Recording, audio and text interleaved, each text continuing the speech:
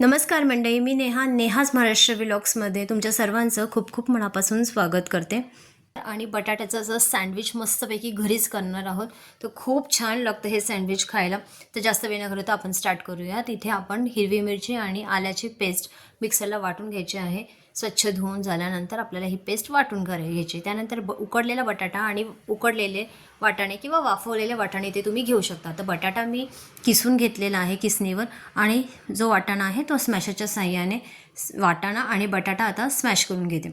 आणि त्यानंतर आता कढईमध्ये तेलाची फोडणी घालायची। तेलाच्या फोडणीमध्ये आपल्याला आता मिरची आणि आल्याची पेस्ट घालायची। चांगलं 1 मिनिटभर परतून घ्यायचं पेस्ट। आणि त्यानंतर आता इथे मी जिरं पावडर, बडीशेप पावडर, त्यानंतर धने पावडर आणि थोडीशी हळद आणि मीठ टाकून हे सर्व जिन्नस जे आहेत ते व्यवस्थित परतून घ्यायचं चांगलं कुरकुरीत होईपर्यंत। आणि त्यानंतर आता आपल्याला इथे आपण वाटाणा आणि बटाट्याचं जे स्मॅश केलेलं मिश्रण आहे ते इथे ॲड करून घ्यायचं आहे आणि चांगलं परतून घ्यायचं।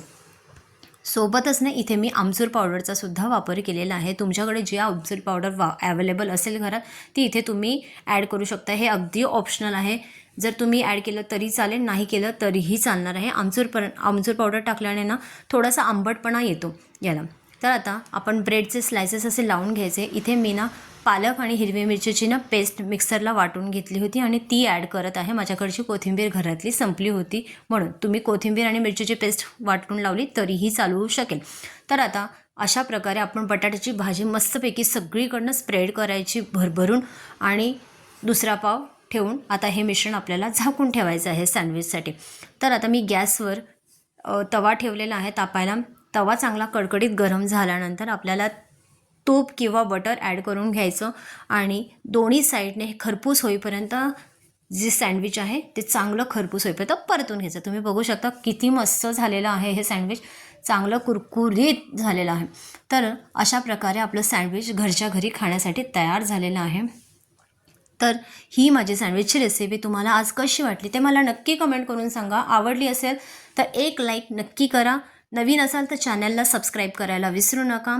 आणि ही रेसिपी तुम्हीसुद्धा करून बघा आणि मला नक्की सांगा कशी वाटली तुम्हाला ती रेसिपी। आणि आता थंडीचा सीझन सुरू झालेलाच आहे, तर वाटाण्याचा आणि बटाट्याचा अशा प्रकारे तुम्ही नक्की आस्वाद घ्या। जर व्हिडिओ आवडला असेल तर तुमच्या ग्रुपमध्ये सुद्धा हा सर्क्युलेट करा, जेणेपर्यंत माझ्या रेसिपीज सर्वांपर्यंत पोहोचतील। Thank you so much.